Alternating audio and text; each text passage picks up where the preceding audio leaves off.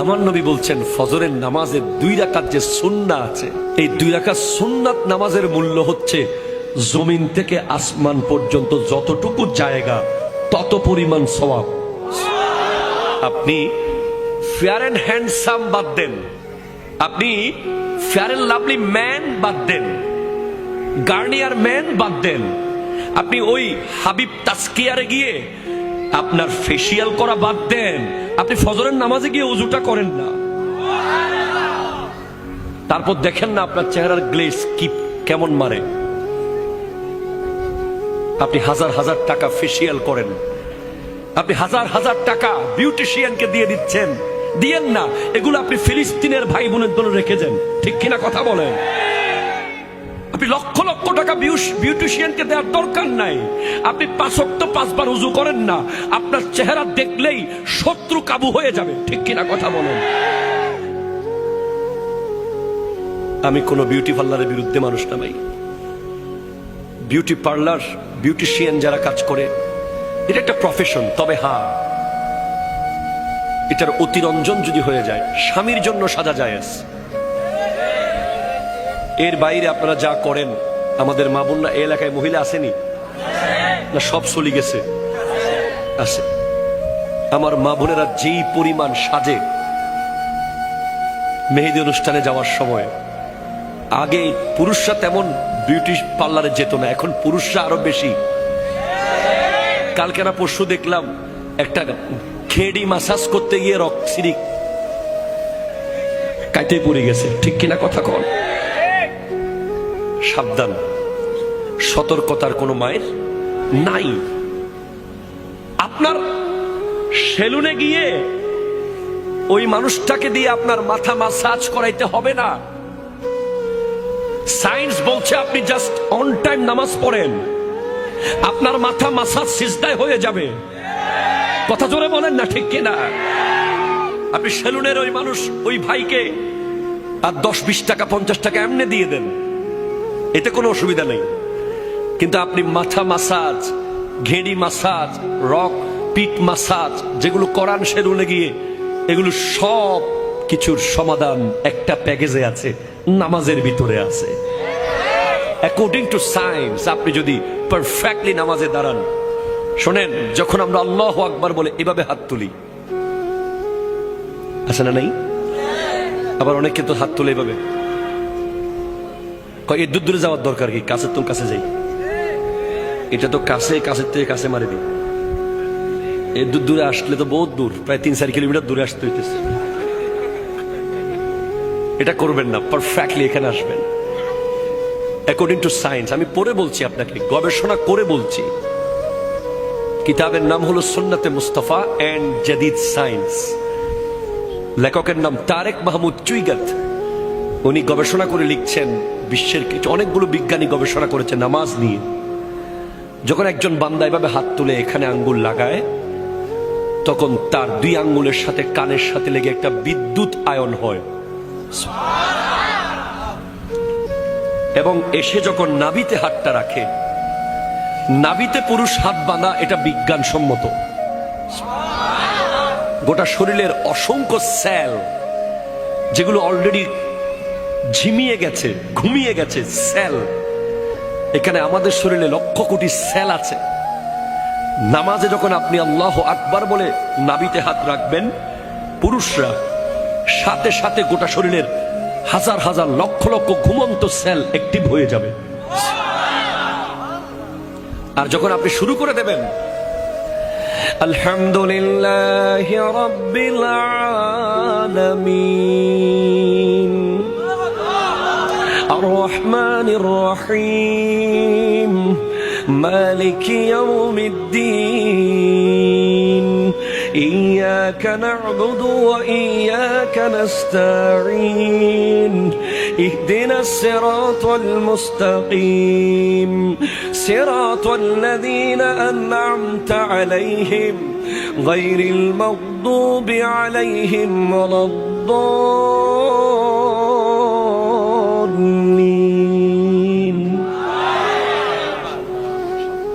তখন প্রতি আয়াতে আয়াতে আপনার শরীরের অসংখ্য জায়গায় যেখানে রক্ত থেমেছিল, ব্লাড স্টপ ছিল, যেখানে কোষগুলো মরে যাচ্ছিল, সব থপ থপ করে জেগে উঠবে কোরআনের আয়াত শোনার সাথে সাথে। এজন্য যে সমস্ত মা বোনেরা নামাজ পড়ে ওদের সন্তান, আর যে সমস্ত মা বোনেরা নামাজ পড়ে না ওদের সন্তান, দুই সন্তানের মধ্যে আকাশ আর পাতাল বেশ কম থাকবে। আচরণে, ভদ্রতায়, নম্রতায়, ধৈর্যতে, সবকিছুতে পার্থক্য থাকবে। এমনিতে মায়ের বুকের দুধ, পৃথিবীর সমস্ত ভিটামিন মিনারেলস দুইটা পানির ভিতরে আল্লাহ দিয়েছেন, একটা জমজমের পানি আর একটা মায়ের বুকের দুধ। যেখানে আল্লাহ গোশতের ভিটামিন দিয়েছেন, মাছের ভিটামিন দিয়েছেন, এ টু জেড সব ভিটামিন মিনারেলস আল্লাহ দিয়েছেন জমজমের পানিতে আর মায়ের বুকের দুধে। এমনিতেই ওই দুধের মধ্যে আল্লাহর দেওয়া নিয়ামত তো আছেই, পাশাপাশি মা যখন সিনার মধ্যে হাত রেখে নামাজ পড়তে থাকে, কোরআন তেলাওয়াতের মাধ্যমে আরো বেশি শক্তিশালী হয় মায়ের বুকের দুধ। ওই দুধ যখন সন্তান পান করে ওই সন্তান আল্লাহর ওলি হয়ে যায়। ওই সন্তান জগতের শ্রেষ্ঠ ব্যক্তিত্ব হয়ে যায়। ওই সন্তান সমাজ সেবক হয়। ওই সন্তান ধৈর্যশীল হয়। যে সমস্ত মারা নামাজ পড়ে পড়ে সন্তানকে দুধ পান করায়। আব্দুল কাদের জিলানী রহমতুল্লাহ আলাইহি, ওনার মা ওনাকে পেটে রাখা অবস্থায় সব সময় কোরআন তিলাওয়াত করতেন। দুনিয়াতে আসার পরেও কোরআন তিলাওয়াত করতেন বলে আব্দুল কাদের জিলানী রহমতুল্লাহ আলাইহির একটা স্পেশালিটি হলো উনি মায়ের পেটে সেহেরি খেয়েছেন, দুনিয়াতে এসে ইফতার করেছেন। এটা আপনাকে মানতেই হবে ভাই, কারণ আমি এমন কিতাব থেকে বলছি বাহাজাতুল আসরার, যেটার দলিল সনদ অত্যন্ত মজবুত। সুবহানাল্লাহ, জোরে পড়েন। এরপর যারা তাহাজ্জুদ পড়বে, আমি তো বলেছি আল্লাহর মোবাইল নাম্বার লাগবে আপনাদের, কথা বলে লাগবে কিনা বলেন না। রব্বুল আলামিনের একটা মোবাইল নাম্বার আছে। আমাদের কওমি ঘরানার এক হুজুরের মুখে আমি শুনেছি, আমার খুব ভালো লেগেছে কথাটা। উনি বলছেন আল্লাহর মোবাইল নাম্বার হচ্ছে 222। কেমনে? রাতের 2টা বাজে 2 রাকাত তাহাজ্জুদ, 2 ফোঁটা চোখের পানি। রাতের 2টা বাজে 2 রাকাত তাহাজ্জুদ, 2 ফোঁটা চোখের পানি। আল্লাহর সাথে আপনার কথা শুরু হয়ে যাবে। আরে ভাই, আপনি যদি আমার বছরে একবার ফোন দেন আমি কি চিনবো আপনাকে? চিনবো না ভাই, বিশ্বাস করেন চিনবো না, কষ্ট হবে। অ্যাক্সেস রোড দিয়ে এসে একটা বড় দোকান ছিল, নাম ছিল নিউ ফুডস কর্নার। ওই দোকান বরাবর যে মাঠের এক কোনায় 10-12 জন স্মার্ট যুবক ভাই ওয়াজ শুনতেছিল। এইভাবে করে আপনাকে বুঝাইতে হবে আমাকে, তখন আমি চিনবো। আর যদি আপনি আমারে মাসে একবার ফোন দেন, আমি তখন ফোন দেওয়ার সাথে সাথে মোটামুটি চিনে যাব। যদি সপ্তাহে একবার ফোন দেন, আমি লাইন কেটে ব্যাক করব। যদি ডেলি একবার ফোন দেন, আমি বলবো দোস্ত তুই দাঁড়া, আমি আসতেছি। ঠিক কিনা কথা বলেন? এটা দুনিয়ার নিয়ম। আপনি আল্লাহর সাথে ফজরে 4 রাকাত পড়েছেন, জোহরে 12 রাকাত পড়েছেন, আসরে 8 রাকাত পড়েছেন, মাগরিবে 7 রাকাত পড়েছেন, এশায় 15 রাকাত পড়েছেন। সম্পর্ক কাছে যাচ্ছে। রাত্রে দেখবেন আপনি ঘুমাইতে পারতেছেন না, ছট করে উঠে গেছেন 3টে বাজে, কে যেন আপনাকে ডাকছে। তাহাজ্জুদ পড়েছেন, বলেন আল্লাহ কি আপনাকে ওলি না বানিয়ে রাখবে? আয় বান্দা, আর থাকিস না, বন্ধু হয়ে যা। অ্যাকর্ডিং টু সায়েন্স, সমাজের যে নেতা হবে, কি হবে? জোরে কয় না, কি হবে? মসজিদের যিনি সভাপতি হবে, এলাকার মহল্লার যিনি সর্দার হবে, যিনি দেশের শাসক, সমাজের শাসক, ইউনিয়নের শাসক, জেলার শাসক, উপজেলার শাসক, অ্যাকর্ডিং টু সায়েন্স তাকে তাহাজ্জুদ গুজার বান্দা হওয়া উচিত, ঠিক কিনা বলেন? তাহাজ্জুদ নিয়ে গবেষণা করেছে আমেরিকার একদল বিজ্ঞানী। তারা বলছে এটা কি সিস্টেম, রাতের মাঝরাতে ঘুম থেকে উঠে যাওয়া, এটা কি শরীরের জন্য কোনোভাবে ভালো হতে পারে? তখন তারা এক দলকে ঘুম পাড়িয়ে রেখেছে আর এক দলকে ঘুম থেকে তুলে দিয়েছে তাহাজ্জুদের টাইমে, দুইটা দল। পরে দেখা গেছে যারা তাহাজ্জুদের টাইমে ঘুম থেকে উঠে যায় তাদের ডিসিশন নেওয়ার ক্ষমতা সবচেয়ে বেশি অ্যাপ্রোপ্রিয়েট হয়। আমার নবী 63 বছর জিন্দেগিতে আমাদের 63,000 বছরের কাজ করে গেছেন, ঠিক কিনা বলেন না? কেমনে পারলেন? হ্যাঁ, উনি নবী, ওনাকে আল্লাহ ক্ষমতা দিয়েছেন, কিন্তু আমার নবীজির জন্য তাহাজ্জুদ ফরজ ছিল। একটা মানুষ যখন তাহাজ্জুদ পড়বে সে কোনোদিন লাইফে রং ডিসিশন নিতে পারবে না। তার ব্যবসা লস হয়ে যাবে, সে সুইসাইড করবে না। হাজারো মেয়ে তাকে ছেড়ে চলে যাবে, সে হাত কেটে ফেলবে না। কথা বলেন ঠিক কিনা? তার সম্পদ নষ্ট হবে, সন্তান মারা যাবে, তার লাইফে যতই ঝড় আসুক, তাহাজ্জুদের মজা একবার যে পেয়েছে। সমাজে যে সিদ্ধান্ত নেওয়ার মিটিং হলে 100 জন তাহাজ্জুদ ছাড়া নামাজ যে সিদ্ধান্ত দেবে ব্যক্তি, আর একজন তাহাজ্জুদ পড়নেওয়ালা ব্যক্তির সিদ্ধান্ত ওই 100 জনের চেয়ে বেশি নিখুঁত হবে।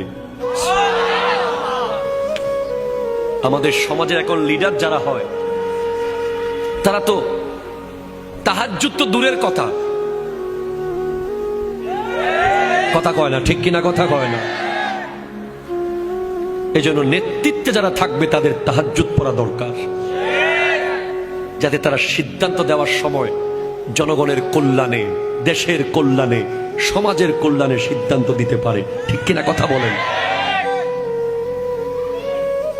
নামাজ আপনি পড়ছেন না, আপনি নামাজ পড়ছেন না, আমি অবাক হয়ে যাচ্ছি। আপনি নামাজ কেমনে পড়ছেন না?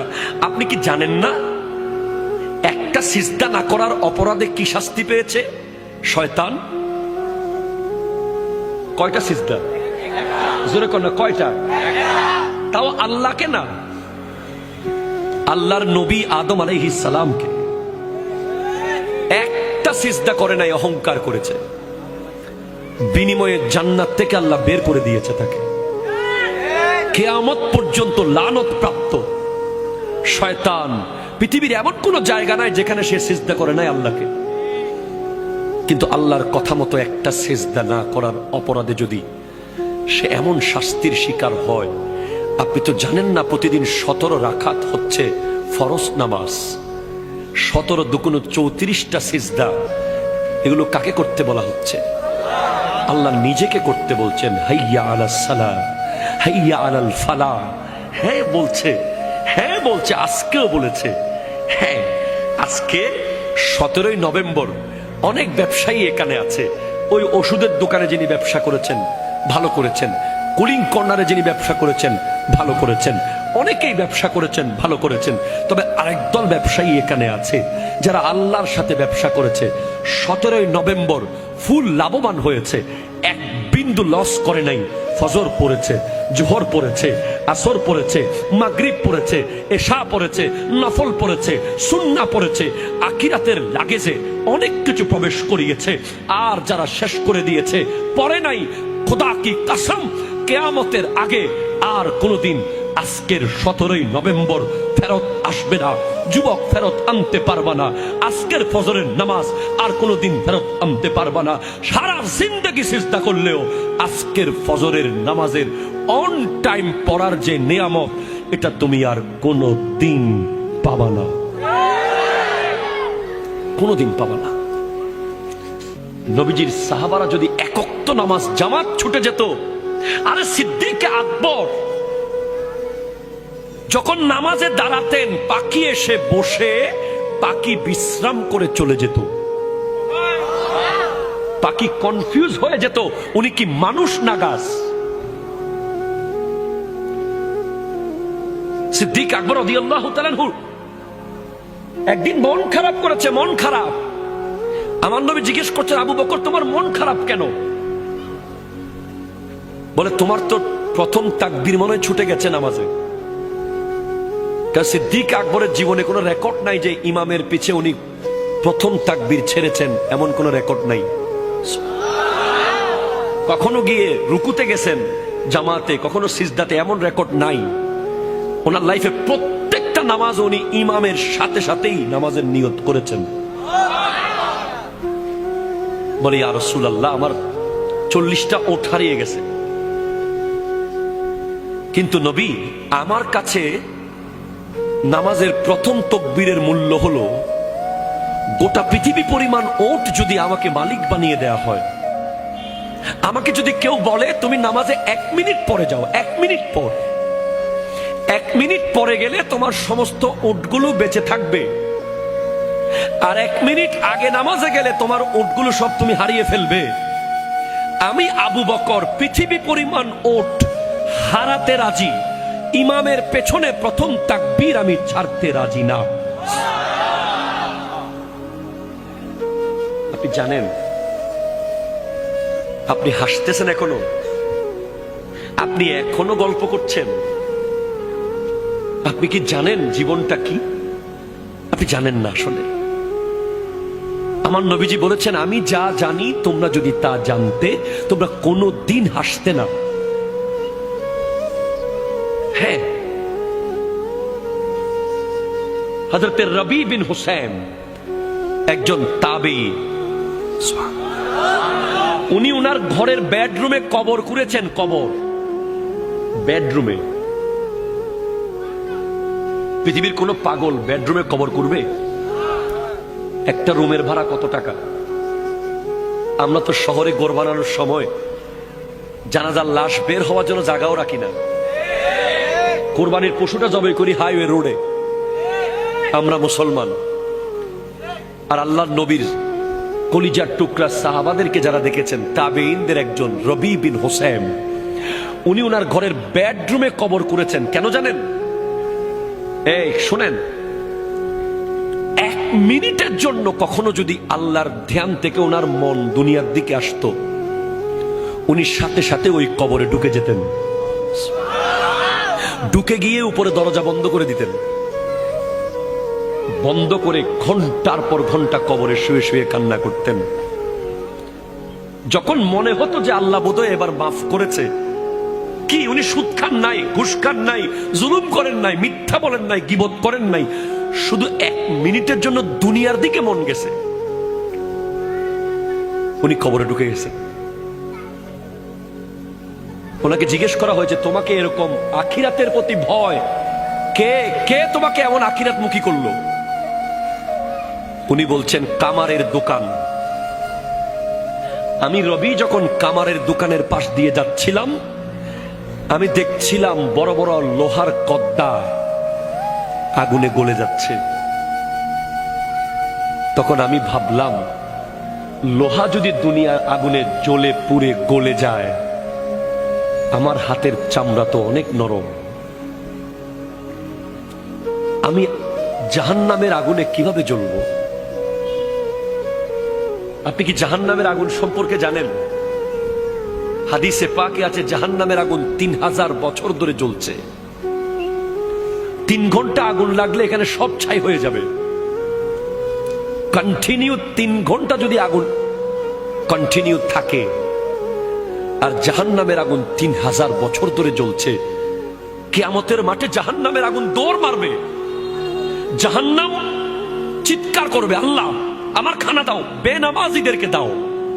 গাই, জাহান্নামে একটা গর্ত আছে, গাই গাই, ওই গর্তের নাম গাইয়ুন। ওই গর্ত বেনামাজিদের দিকে দৌড় দেবে, দৌড় দেবে। 70,000 ফেরেশতা শিকল দিয়ে ধরে রাখবে ওই জাহান্নামকে টেনে। তখন জাহান্নাম ঠান্ডা হবে একটা জিনিস দিয়ে, সেটা হচ্ছে নামাজি বান্দাদের চোখের পানি।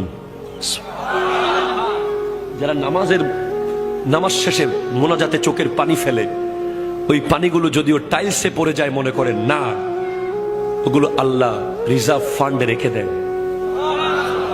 ওই পানিগুলো এভাবে জাহান্নামকে ছিটিয়ে দেওয়া হবে। জাহান্নাম মুহূর্তের মধ্যে ঠান্ডা হয়ে যাবে। নামাজের কত মূল্য হলে হযরতে ফাতেমাতুজ জাহরা রাদিয়াল্লাহু তাআলা আনহা, আমার নবীজির কন্যা, একটা সিজদা করতেন তাহাজ্জুদের, ফজর হয়ে যেত। উনি আল্লাহর কাছে শুধু চাইতেন, আল্লাহ একটা লম্বা রাত আমাকে দিও, আমি একটু মন ভরে তোমাকে সিজদা করব। নামাজের কত মূল্য হলে ইমাম হোসেন রাদিয়াল্লাহু তাআলা তলোয়ারের নিচে নামাজ পড়েছেন, আর 10 মিনিট পরে নামাজ পড়লে উনি সমস্ত ইয়াজিদ বাহিনীকে কেটে ফেলতে পারতেন। কিন্তু না, যেই তলোয়ার গাজর মূলার মতো কাটতেছিল ইয়াজিদিদেরকে, সেই তলোয়ার হঠাৎ থেমে গেল মসজিদের আজানে। উনি নামাজে দাঁড়িয়ে গেছেন। কবর ডেকে ডেকে বলছে আমাদেরকে, কবর ডেকে ডেকে বলছেন, কবরস্থানে গিয়ে একটু শোনেন না। আল্লাহ আমাদেরকে সেটা শোনার ক্ষমতা দেয়নি বলে আমরা শুনতে পারতেছি না কবরের আওয়াজ। কিন্তু আমার নবী শুনেছেন, আমাদেরকে বলেছেন কবর প্রতিদিন 10টা বাক্য বলে বলে ডাকে। তার মধ্যে 1 নম্বর, তাসআ আলা জাহরি ওয়া মাসিরুকা ফি বাতানি, আমার পিঠের উপরে দৌড়াদৌড়ি করতেছিস তোরা, এত অহংকার। আমি কবরের পিঠের উপরে এত ভাবসাব তোর, কিসের এত অহংকার তোর? ওয়া মাসিরুকা ফি বাতানি, কালকে আমার পেটে তুই আসবি, কালকে, ঠিক কিনা কথা বলেন না? কালকে আসবি আমার পেটে তুই, কবর বলছে। 2, ওয়াত্তাসআ আলা জাহরি ওয়া তুআজ্জাবা ফি বাতানি, আমার পিঠের উপরে গুনাহ করছিস, আমার পেটে তোকে আসতে হবে। কবর বলছে ওয়াতানদিমু আলা জাহরি, আমার পিঠের উপরে হাসি ঠাট্টা মজাক করছিস, ওয়াতাবকি ফি বাতানি, আমার পেটে তোকে কাঁদতে হবে। হ্যাঁ, জি, না না না, মুসলমানের ছেলেকে আল্লাহ হাসতে বানায় নাই। মুসলমানের ছেলে এক লাইন অযথা কথা বলতে পারে না। কোরআন বলেছে ডাক্তার সফল বলেনি, কোরআন ইঞ্জিনিয়ার সফল কোরআন বলেনি, পলিটিশিয়ান সফল কোরআন বলেনি, ব্যারিস্টার সফল কোরআন বলেনি। কোরআন বলছে কাদ আফলাহাল মুমিনুন, মুমিনরাই সফল, মুমিনরাই সফল, মুমিনরাই সফল, ঠিক কিনা বলেন না? কোরআন বলে নাই বাড়িওয়ালারা সফল, কোরআন বলে নাই গাড়িওয়ালারা সফল, কোরআন বলে নাই পিএইচডিরা সফল, কোরআন বলে নাই অমুক সফল। কোরআন বলেছে কাদ আফলাহাল মুমিনুন, মুমিনরাই সফল। মুমিন কে? কে মুমিন? আল্লাযীনা হুম ফি সালাতিহিম খাশিউন, যারা হৃদয় দিয়ে নামাজ পড়ে, যারা কলিজা দিয়ে নামাজ পড়ে, নামাজে গেলে দুনিয়ার কথা যারা ভুলে যায়। ওয়াল্লাযীনা হুম আনিল লাগযি মুরিদুন, যারা এক লাইন অযথা কথা বলে না। ওয়াল্লাযীনা হুম লিযাকাতি ফাইলুন, যারা জাস্ট টাইম যাকাত দিয়ে দেয়। ওয়াল্লাযীনা হুম লিফুরুজিহিম হাফিজুন, যারা লজ্জাস্থানকে হেফাজত করে। জীবনের মহামূল্যবান সময় চলে গেছে। মুসলমানের ছেলেরা যেন নামাজ পড়তে না পারে, এজন্য সমস্ত রকমের আয়োজন করে রেখেছে ইহুদি খ্রিস্টানরা, ঠিক কিনা কথা বলেন? মুসলমানের ছেলে যেন নামাজ পড়তে না পারে, এজন্য নেইমার আর ক্রিস্টিয়ানো রোনালদোকে কিনেছে সৌদি আরব, ঠিক কিনা কথা ধরে বলেন? আজকের সৌদি আরবের নিউজ দেখেন আপনারা, রিয়াদে কাবা ঘরকে স্ক্রিনের মধ্যে রেখে বেগানা নারী নাচতেছে। মুসলমানের ছেলেকে ধ্বংস করে দেওয়ার জন্য প্রতিদিন গেম তৈরি হচ্ছে, প্রতিদিন সফটওয়্যার তৈরি হচ্ছে, প্রতিদিন ব্যাটিং সাইট তৈরি হচ্ছে, প্রতিদিন প্রতিদিন কিছু না কিছু হচ্ছে। মুসলমানের ছেলেকে মসজিদ থেকে গলা ধাক্কা দিয়ে বের করতে হবে না, একটা জিন্সের প্যান্ট মুসলমানের ছেলেকে বের করে ফেলেছে মসজিদ থেকে। হ্যাঁ, আমার কথা বিশ্বাস না হলে আপনি গবেষণা করেন না। যেদিন থেকে জিন্সের প্যান্ট এসেছে সেদিন থেকে শত শত যুবক নামাজ থেকে দূরে চলে গেছে। কেন? কারণ ওই প্যান্ট পরে সে বসতে পারে না, ঠিকভাবে প্রস্রাব করতে পারে না, পরে বলে হুজুর আমার প্যান্টের সমস্যা। আপনি তো বুঝেন নাই সেটা। মুসলমানের ছেলেকে ট্রিট দেওয়া হয়েছে, ট্রিট। পাশ করেছিস ট্রিট দে, বিয়ে করেছিস ট্রিট দে, ফলো হইছে ট্রিট দে। ট্রিট করতে এসেছে, ট্রিট কোথায় পাইলা তোমরা? ইসলাম তো ট্রিট কে দেয় না, ইসলাম ফাতেহা দিয়েছে, ঠিক কিনা বলেন না? একটা যুবক যাচ্ছে ট্রিটে, একটা যুবক যাচ্ছে ফাতেহাতে। বিশাল পার্থক্য হয়ে যাবে। যে ট্রিটে যাবে তার ফ্যান থাকবে সিরা,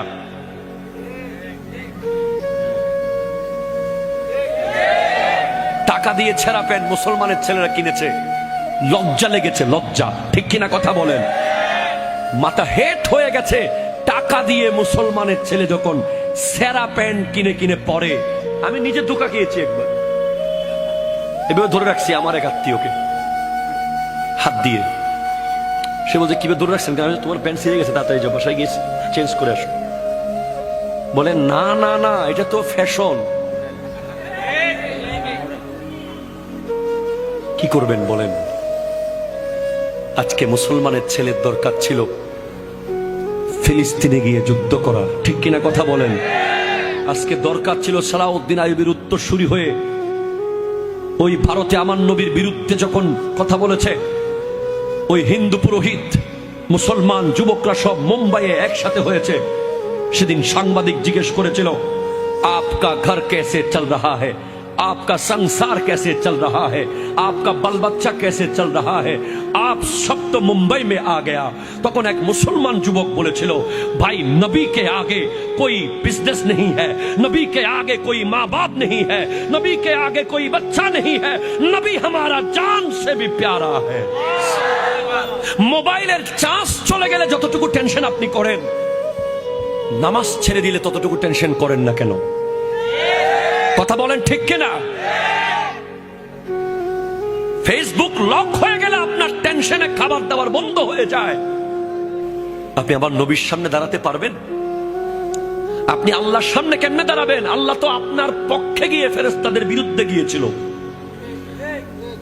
আল্লাহ বলছেন, ইন্নী জাইলুন ফিল আরদি খলিফা, আমি জমিনে আমার খলিফা বানাবো, মানুষ বানাবো। ফেরেশতারা বলছে, আতাজালু ফিহা মান ইউফসিদু ফিহা ওয়া ইয়াসফিকু দিমা, আপনি কাদেরকে বানাবেন? যারা জমিনে গিয়ে মারামারি কাটাকাটি করবে তাদেরকে? আল্লাহ বলছেন, না, ইন্নী আ'লামু মা লা তা'লামুন, আমি যা জানি তোমরা তা জানো না। তো আজকের দিনে আপনি যদি বেহায়াপনা করেন, আপনি রং তামাশা করেন, আপনি ইহুদিদের মতো যদি চুল কাটেন, কথা জোরে বলেন ঠিক কিনা? চুলের এদিকে ঘষা মারা, এদিকে আগা মারা, ওইদিকে মাথা মেরে দেওয়া, আনারস কাট, এগুলো মুসলমানের চুল নয়, এগুলো ইহুদিদের চুল। কথা বলেন ঠিক কিনা? হাত তুলে বলেন ঠিক কিনা বলেন। আপনি আগে মাথার চুল ঠিক করেন, তারপর ফিলিস্তিনের পক্ষে কথা বলেন। আপনার আপাদে মস্তক আপনি চেক করেন, ইহুদিদের কি কি আপনার ভিতরে ঢুকে গেছে। আপনি যে নেইমার আর মেসিকে নিয়ে শত শত দিন বন্ধুর সাথে তর্ক করেছেন, সেই নেইমার আজকে কোথায়? সৌদি আরবে। আপনার আমার ফিলিস্তিনের ভাই বোনদের টাকা, আপনার আমার টাকা, তেলের টাকা, আল্লাহর দেওয়া টাকা, সেই টাকা আজকে নেইমারকে 5 স্টার হোটেলে রেখে সৌদি আরবকে ফুটবল শেখানো হচ্ছে। বিনিময়ে কি পেলাম? ফুটবলের মধ্যে এখন কালিমা। আপনি ইন্টারনেটে সার্চ করেন, মেড ইন চায়না ফুটবল বানাচ্ছে, শত শত বল যেখানে সৌদি আরবের পতাকা লাগানো আছে, লা ইলাহা ইল্লাল্লাহু মুহাম্মাদুর রাসূলুল্লাহ। ফুটবল তো আপনি জানেন লাঠির জিনিস, ঠিক কিনা? আর তর্ক করবেন আপনি? আপনি যেভাবে বন্ধু নিয়ে চিপস, কোক, স্প্রাইট, চনাচুর নিয়ে যেভাবে বিশাল এলইডি টিভিতে ফুটবল কোপা আমেরিকার ফাইনাল দেখতে বসেছিলেন, সেভাবে যদি একবার নিজের ঘরে কোরআন তেলাওয়াত করতে বসতেন, আপনি ওলি আল্লাহ হয়ে যেতেন, ঠিক কিনা? কথা বলেন। বসেন নাই, বসেন নাই। আপনাকে আল্লাহ বলবে, শেষ কথা, আমার শেষ কথা। আল্লাহ বলবে, তুই ঢাকা যাওয়ার সময় 3 ঘন্টার ভিতরে সব প্রস্তুতি নিতে পেরেছিস, গামছা, লুঙ্গি, ব্রাশ, টুথপেস্ট, টিকেট সব 3 ঘন্টায় রেডি। তুই দুবাই যাওয়ার সময় 3 দিনে সব প্রস্তুতি নিয়েছিস। আর আমি আল্লাহর সামনে আসার জন্য তোকে 90 বছর টাইম দিয়েছিলাম, তোকে 70 বছর টাইম দিয়েছিলাম। তোকে 50 বছর টাইম দিয়েছিলাম, কই তুই এত অগোছালো কেন? কোথায় তোর আমলনামার এই হাল কেন? বাস এই প্রশ্নের উত্তর যেন দিতে পারেন আল্লাহর সামনে। আল্লাহ পাক আমাদেরকে কবুল করুন।